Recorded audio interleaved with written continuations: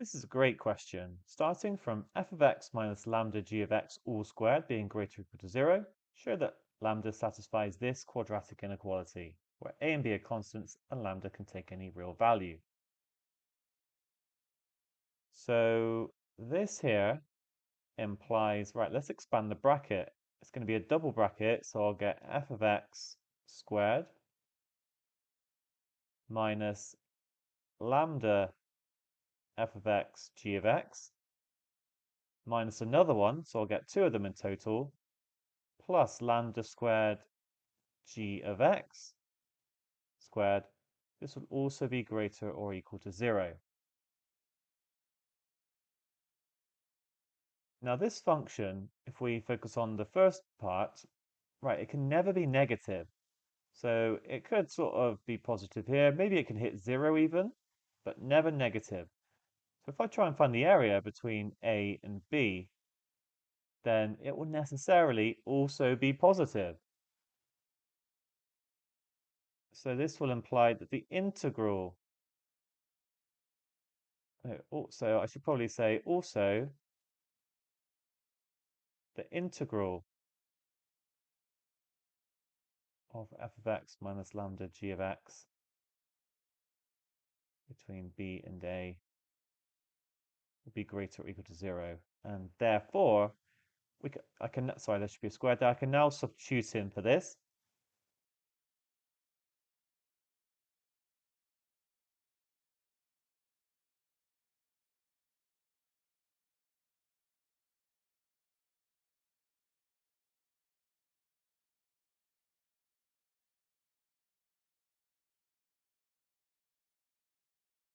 Put big brackets around that.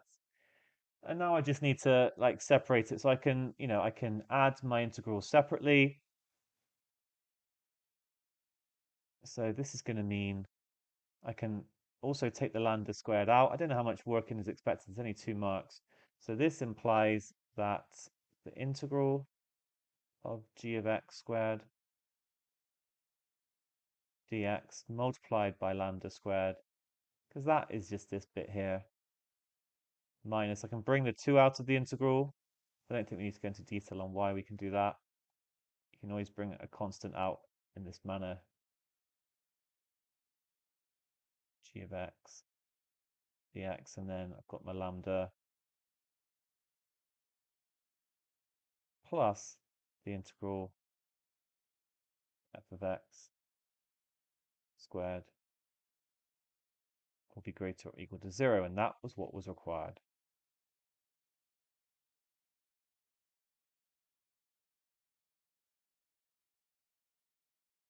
On to part B.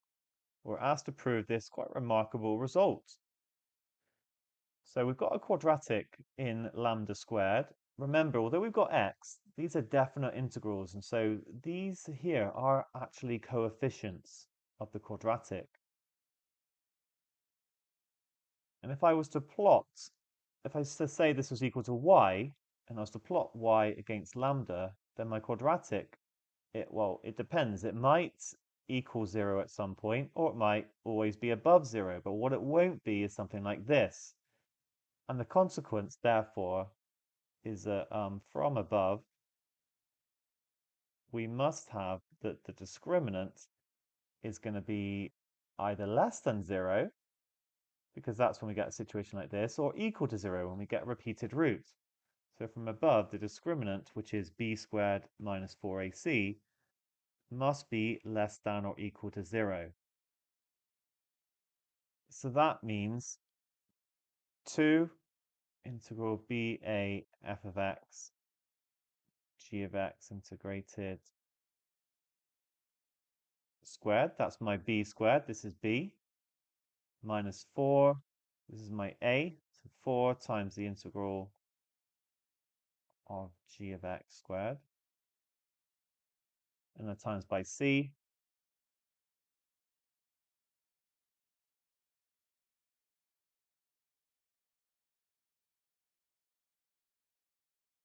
This will be less than or equal to 0. And I can square this term on the left to give me 4. It doesn't, by the way, okay, I'll put the minus there, but when I square it, then it's just going to become positive. So 4,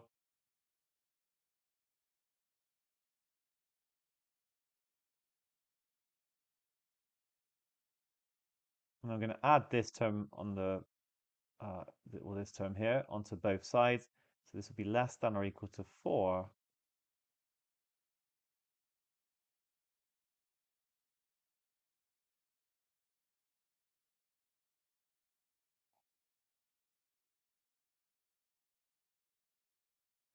Okay, and I can just divide through by 4, and we've got the result that we wanted.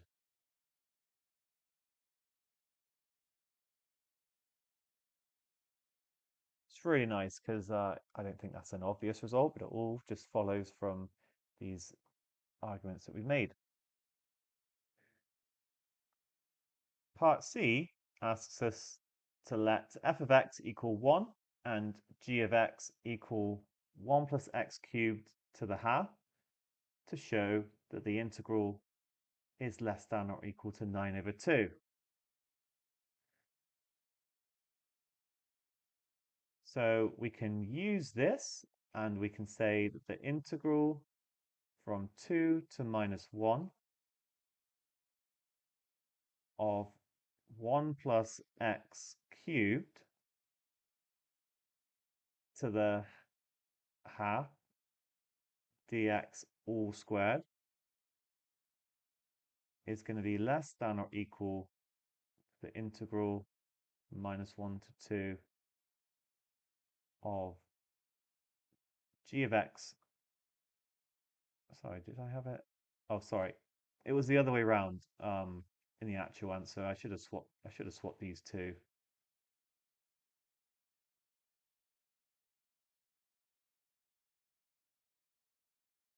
Okay, so f of x is going to just be 1, and then I've got the integral of g of x squared. So that will be 1 plus x cubed. Okay, now this one here becomes the integral of x to minus 1, whereas over here we get x plus a quarter, x to the 4, to minus 1. This becomes 2 minus minus 1, so 3. This one over here is going to be 2 plus 16 over 4, so 4 minus minus 1 plus a quarter, which is then, this is minus 3/4, so it's 6 minus minus 3/4, so 6 3/4. Maybe I'll write that as 27 over 4. So therefore, the integral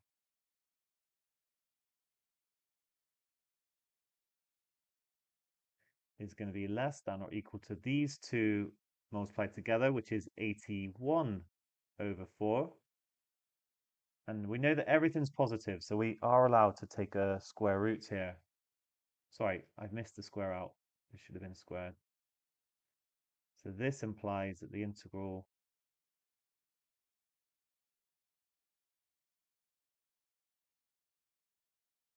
is less than or equal to 9 over 2. So I can just put the square root around both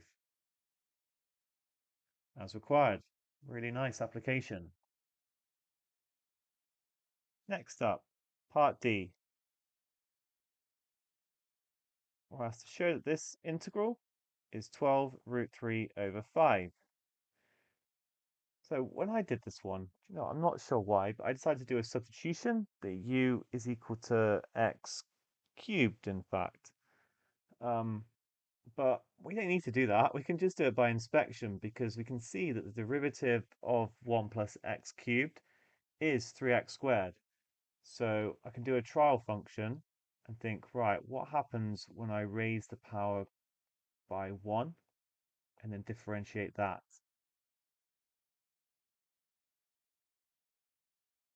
I'm going to get 5 over 4, 1 plus x cubed to the quarter. So that bit is sorted. It's got this extra 5 over 4. And then I'm going to times by the derivative of the inside, 3x squared. So that gives me 15 over 4 times 1 plus x cubed to the quarter x squared, which is very close to this. So I just need to modify my trial function as such and make it 4 over 15 here, because then these will just cancel out and we'll be left with the correct function.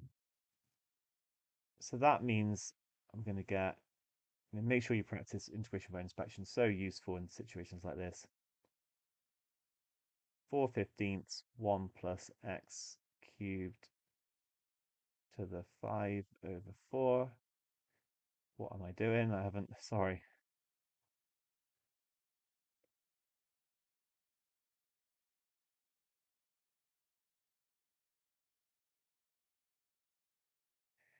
Okay, substituting in, 2 cubed is 8, so I'm going to get 9. Actually, I can just bring the 4 over 15 out, so it's going to be 9 power 5 over 4. And then the other one is just 0, actually, so that is all good.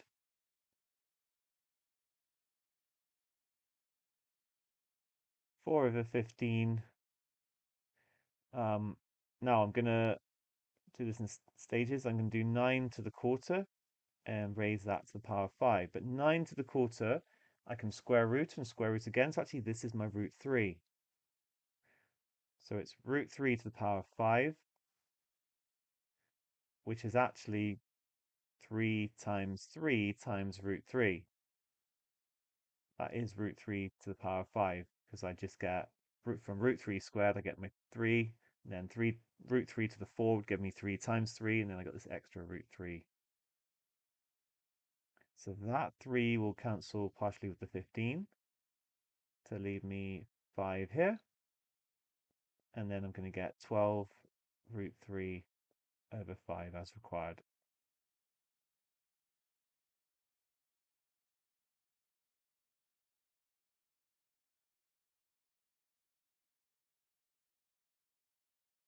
Finally, we're asked to hence show that the integral of 1 plus x cubed to the half respect to x between minus 1 and 2 is greater or equal to 144 over 55.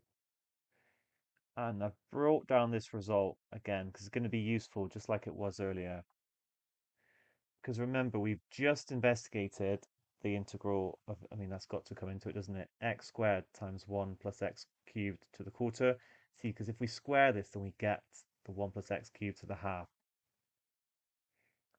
So what I can do is I can let f of x equal x squared, and g of x is going to equal 1 plus x cubed to the quarter, and we can put these in here.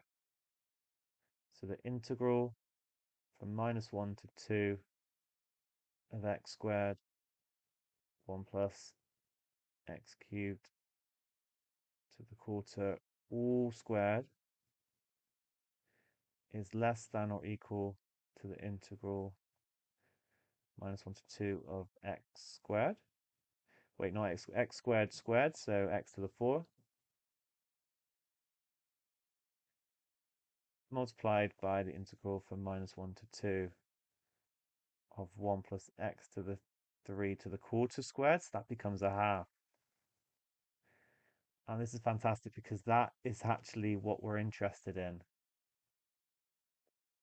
So this one here is going to be my 12 root 3 over 5, but then I have to square it. And this here I can figure out is going to be 1/5 x to the 5, evaluated between minus 1 and 2, which becomes 32 over 5 minus 1 over 5, so 33 over 5. And therefore the integral from -1 to 2 of 1 plus x cubed to the half dx is going to be greater or equal to 12 root 3 over 5 squared divided by 33 over 5, or equivalently times by 5 over 33. Just rearrange this inequality. So this becomes, just trying to decide what to do here, 144 times 3 over 25, yeah, that's the good shout, times 5 over 33. So the 3 and the 33 are going to partially cancel. The 5 and the 25 are going to partially cancel. So this becomes 144 over 55 as required. Okay, gotta say, I'm a big fan of this question. I'm sure there's lots of other interesting integrals that you could, find boundaries for. Really nice result that we showed here that has, all these applications. Great question.